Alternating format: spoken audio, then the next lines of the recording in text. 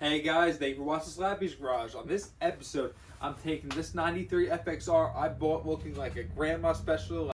Part 1 I turned into this, and now this is how it's sitting. Not a full build in the sense that I'm doing a frame up restoration to a bike. I'm keeping a lot of the original aspects of the bike, but I also changed it a lot more than some people would call a build themselves. But I don't really consider that a full build. In the first video, I did the 3 things that almost everyone does when they first get a motorcycle: seat, bars, and exhaust.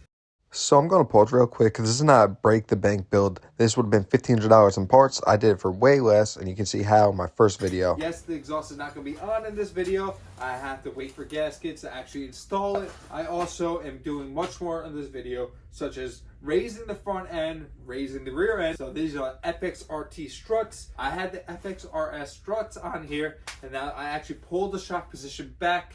I think it's about 2 inches. I can't remember offhand. I also put a ½ inch lower shock that rides a little bit better than those 13s that I had on there, and they look much more aesthetically pleasing. So I gained about a ½ inch, 3/8, somewhere right in that range, and I still plan on doing more with that, but for right now, this is how it's going to sit and ride. Now to do these truck covers, you need to put it on a jack because you're moving your shock position, so your rear wheel is not going to be supported. I'm taking the wheel off anyway because I'm doing more to that coming up later in the video. But once I get the rear wheel off, I take off these bag mounts that I had on there from when I bought the bike. And then I also take off all the hardware and I snip the wire going to the turn signals. I do this to both sides, and then I can finally remove this sissy bar once all this is removed. Once the strut's locked up, I figured I'd clean up this fender by adding a lay-down plate and putting a 5-in-1 turn signal light. But this didn't actually work when I torqued it down with this plate, so I did change it out to a sports plate off the camera. And I had to take off my belt guard because it's not fit with other style struts. Now I'm going to take off this fender, and while I do that, I'm going to make a new loom for the taillight, go into the plug, I depin it, add new pins. These are the old style pins, they're very easy to do. I braid it, which might be a little extra. I swap out the shocks I had that came on the bike, which were 13s, the 12.5 progressive 4x4s. They just ride a little better. Loctiting the bottom bolts and then adding Loctite to the top bolts to be ready. When I add that rear fender into position, I would change that. I put the ground into the loom going into the connection, making a new pin in there rather than adding a ground to the rear fender mount. From the connector I pinned it and then added a strand going into a bolt, so that bolt is connected to the frame to ground out the taillight. Now, since the bike's on a budget, I'm just using Scotch-Brite to clean up the wheel. Then I'm going to tape off the mounting surfaces for the sprocket and the rotor. Clean it off with acetone before going to the painting process using a self-etching primer, which is good for bonding to aluminum. Paint it black, and then I do other work to it, but the real conversation is paint versus powder coat. Powder coat is expensive. Paint is cheap. It's not as durable, but you can also add this cool stripe, which I really liked and thought it would be aesthetically pleasing, and a lot more money to add to the powder coat bill if I did that through them. I also had a wet sand a little bit, like that little rough spot right there. You go very lightly. You don't want to go through the paint because then you're going to see that through the clear coat and have to retouch it. And this is the most tedious part of the whole job, and it's not necessary, but it was a stripe I put into this. I spent a little time going through each wheel trying to get it as clean as possible. I've done better jobs, but it's good enough to run, and you can't see both sides of the wheel at the same time, so a little bit of a difference isn't a killer, but it will bother me. I did struggle finding the right consistency for the paint. It was really cold for what I was trying to do at this point, but I just wanted to get it done. It came out all right, and I would recommend trying to have a better consistency when you're doing it because you can see a couple little spots in the wheel itself. But now moving on to the clear coat. I'm using 2K Clear.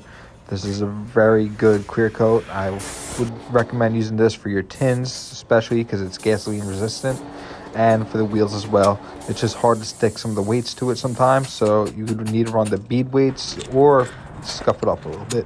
Now, whenever I do wheels, I change out the bearings, especially for the Timken wheels. I was adding new races using the Amazon tool, the eBay tool. Wherever I got it was a cheaper tool, and now I'm reinserting it. I mark which side bearing is where so I can match it to the race it was supplied with. Once all the races are installed, I'm going to put 2 bolts in this rotor just to have it solid on the wheel so I can check out the run out on the wheel. You want 0.1 to 0.6 about. That's what I was told.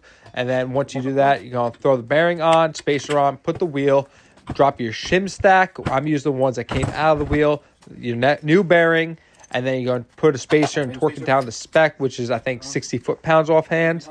Once you check it, you're going to want anywhere from 0.1 to 0.6. This one was about 0.2, which is perfect. And then I'm going to pack the bearings and install the seals right after I check all this. Moving on, once you put all the rotors on using Loctite and torquing to spec, I'm going to take this rear pulley off and I'm going to clean it up. I polished the lip using compounds from Zephyr. I only have the stainless compounds, but it wasn't a very good finish. Knowing that, after this is done, I'm going to clean out with acetone wherever the mating area is, because I want to paint the inside using texture back from Harley. So before I paint, I need to tape off the lip to a perfect circle. And then I'm just adding more tape so I don't overspray into the area I don't want to paint, including where the pulley sits on the belt. So I will say, using this texture black, I didn't do any primer, and 2 coats, and it looks marvelous. I'm really happy with the finish with this texture black. This is what I touch my motor up with, and this is what I would use for a lot of OEM Harley parts that you want to keep looking stockish.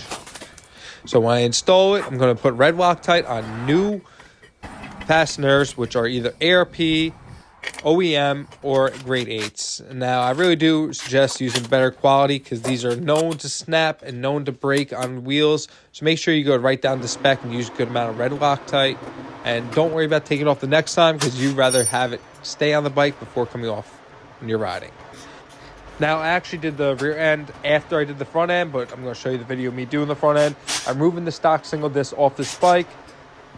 I have a set of black trees, so I'm removing everything off the triple trees, getting rid of this bottom mount headlight, and going into a brown mount, which I got from a friend who had both on hand. I lent them to him and was going to take his after he powder coated them. He never did it. He powder coated it and kept the stock ones on his bike. So I'm adding new bearings to these stock trees, which I suggest whenever you touch your triple trees, take them out. Just replace them. It's $20 of security rather than blowing them out, have to take the whole front end apart again. So I repacked the bearings, add these triple trees. I'm using the impact to actually pull the bearing and seat it properly because it's a little tight trying to go onto the shaft. Once that's all done, tightened down, I'm going to remove this front end from the DX that I bought. If you didn't see that video, I got 99 DX. I parted out. I'm just taking the legs off of there, adding it onto this bike, and I polished the one side, not the other yet. I'm going to show you my process on the bike because I thought it was a lot simpler to do on the bike than my lap like I did the first one. I start with some brown Scotch-Brite. I rough it all up, try to get as much of that roughed up clear coat off as I can. I get it nice and uniform before moving on to using a 3M style, red Scotch-Brite wheel from Fender. This thing is amazing. I've used it many times and would always suggest this. These are a great product, even though the Milwaukee die grinder does not handle it because it's too heavy for the motor. And after I go to that, I go to a white Scotch-Brite before polishing just to clean it up a little more. And I'm only using a grinder to hand polish it kind of. My big buffer wasn't set up at this point. I set this up after. I'm starting with a red compound I had on hand. It's not the best. This is not the best process, but it worked for my case and my scenario. I'm using a hard wheel with a red compound, and then I'm moving on to a white compound on a soft wheel, and the finish was very good for what I had on hand. Once I'm done using the hard polish, I move on to using a cloth with the soft polish on it just to get off all the residue and clean up a little bit. And then I move on to putting the front wheel on. Now, I did put the rotors on using blue Loctite down to torque spec on both the front and rear wheel. Did not add that to the video because I'm running out of time, but I throw this front wheel on, and I move on to putting the front fender on. All bolts were cleaned of the old Loctite, and I added new Loctite, and everything was tightened down, unlike shown in the video.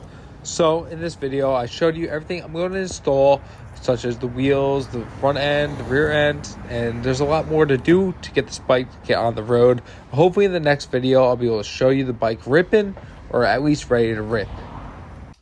So thank you guys for watching. I have much more in store for the next video. I also will put the exhaust back on. Finally, I was just waiting on gaskets and maybe a little something else. But you can check that up on my channel. So make sure you like and subscribe so you can check out the next part 3 of this video. Actually getting this thing running and riding.